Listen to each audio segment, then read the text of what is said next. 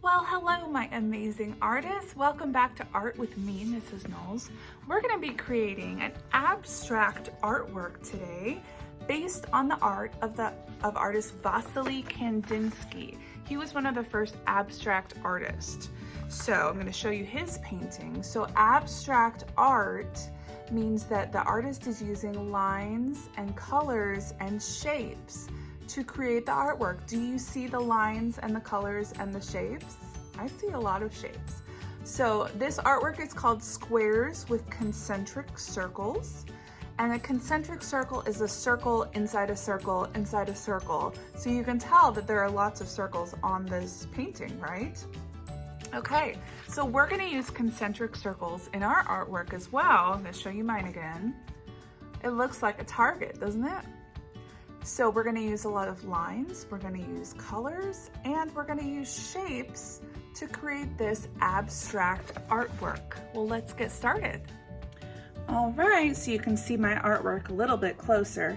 Now, did you notice how many circles I have?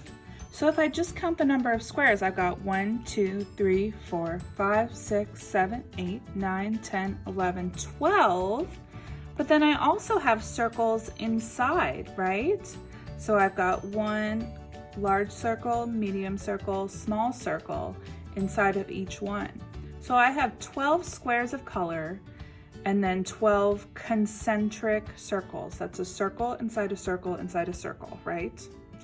Okay, so let's get started on our own concentric circles. What you're gonna need is a piece of white paper. I'm using a large piece of paper because I like my art to be kind of big. And what you're gonna do first is you're gonna fold it in half like a book. Okay, and then you're gonna fold it one more time.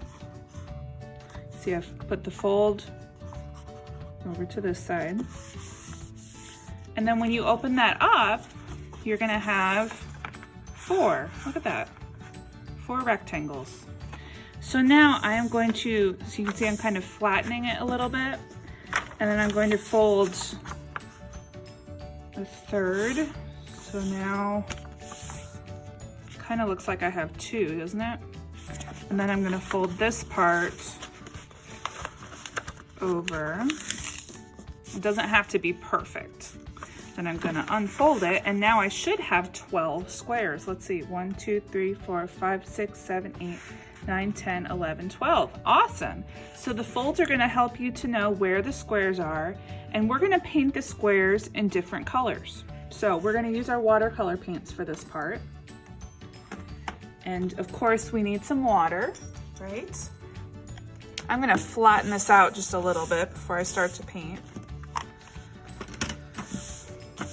But I can still see my lines, so I'm okay. All right, you can choose whatever colors you want. You're just trying to do different colors next door to each other. So for example, let's say I decide to start with red.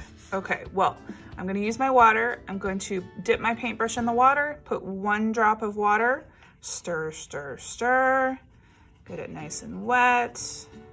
You see how I'm holding my paintbrush just above the metal part. And then I'm gonna very carefully start to paint my first square with my red.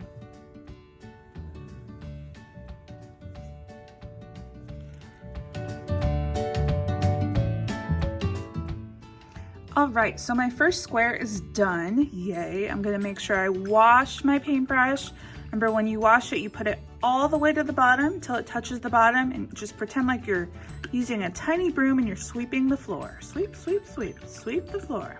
Okay, now did you notice that I kept adding water to my red? Because I wanted to make sure when you're painting with the watercolors, you want it to stay wet. You want your paint to stay nice and juicy. Okay, so since we're using watercolors, I am gonna skip this next square and I'm gonna paint the third one. Watercolors like to bleed into other water and other colors, so I'm gonna give that a few minutes to dry. So I'm just gonna go around and I'm gonna paint every other square first.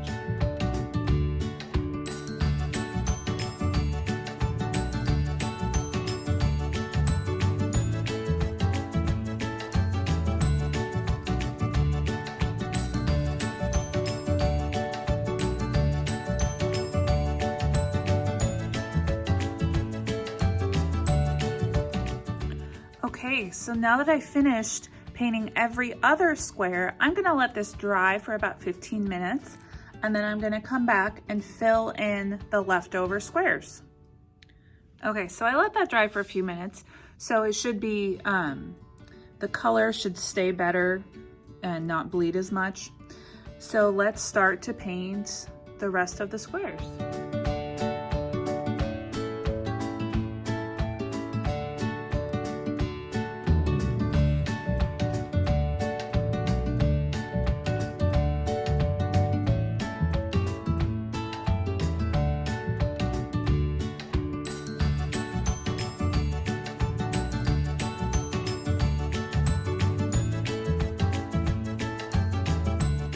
All right, I finished. So did you notice how I made sure to wash my paintbrush in between each color so that my colors stay nice and bright?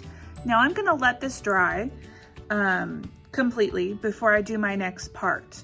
So put your paper off to the side and let it dry for about an hour maybe, kind of depends. You can just check it and feel if you think it's dry. Now, if you're saying to yourself, but Mrs. Knowles, I don't have any watercolor paints at home. Well, you know what? That's not a huge deal, right? You could use, if you have a different kind of paint, you could use that. Or if you don't have any paints and all you have is crayons or markers, could you use crayons and markers to color in the squares? Definitely, absolutely. So use what you have. I am also going to set to leave my lid open on my watercolors and set it somewhere safe where it can dry overnight, because you want your paints to get nice and dry and not liquidy anymore. So put it somewhere safe. Okay, so for our next step, you're gonna need something that is a circle that you can trace. I am actually using, was a little yogurt cup. And I'm going to use both the larger circle and the smaller circle. But you can find yourself two different circles of things if you need to. And what we're gonna do is we're gonna start by making the big circles that are gonna go inside of our squares. So that means we need to make 12 big circles. Now I have 12 small pieces of paper here that I already cut. You don't have to cut your papers. You just need a whole bunch of different colors. So it doesn't have to necessarily be cut. So what I'm gonna do is I'm gonna take my paper, I'm gonna use the big side of the cup and put it down. You can see it just fits inside. And then you're gonna use your pencil. I'm using a Sharpie just so you can see. You're gonna hold the cup and trace around. Easy peasy. There's my circle. And then all I have to do is cut that circle out. So I am gonna make 12 large circles.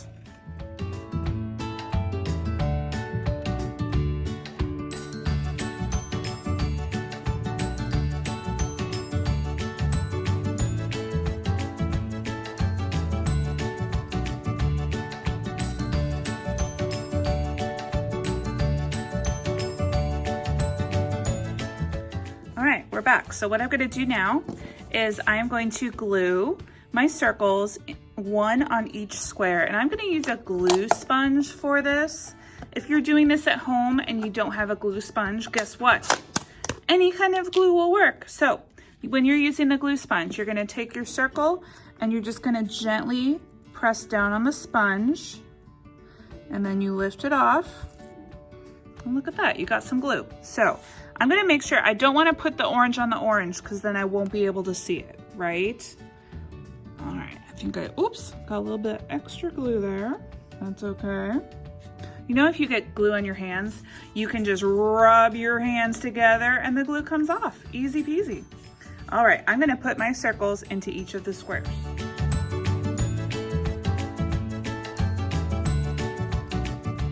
All right, so now that my big circles are glued on, I am gonna start working on the medium circle and the small circle. So I'm gonna put this off to the side again. And again, I'm gonna need some other pieces of paper. And what I'm gonna do this time is I'm gonna use the smaller circle on my yogurt cup. Now, if you are not using a yogurt cup or something similar, then just find yourself a circle that will fit inside the bigger circle that you just made.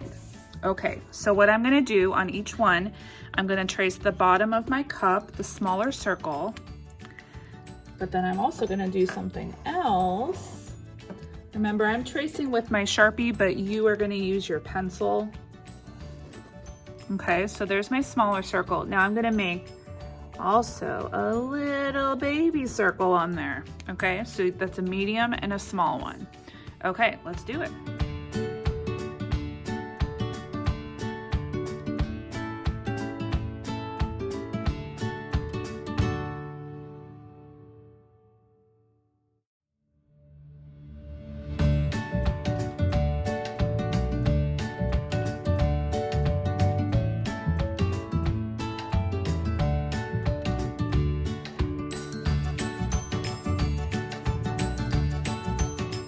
All right, so now that I have finished cutting out my medium and my small circles, I am gonna glue these ones on.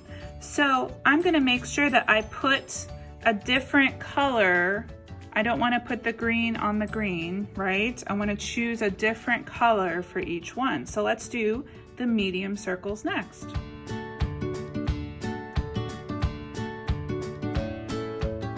Okay, so I've got my medium circles on. So now I'm going to do my little tiny circles, making sure that I put them on a different color. So congratulations, you have finished your abstract art inspired by Vasily Kandinsky. Great job. All right, my amazing artists, I hope you had fun working on these abstract concentric circle paintings inspired by Vasily Kandinsky. I can't wait to see what you guys create. I will see you later. Bye-bye.